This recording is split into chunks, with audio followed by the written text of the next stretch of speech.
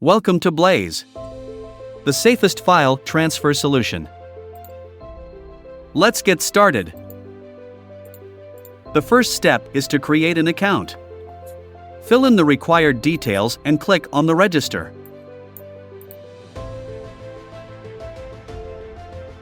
Voila! You have successfully created your Blaze account. Don't forget to save this QR code.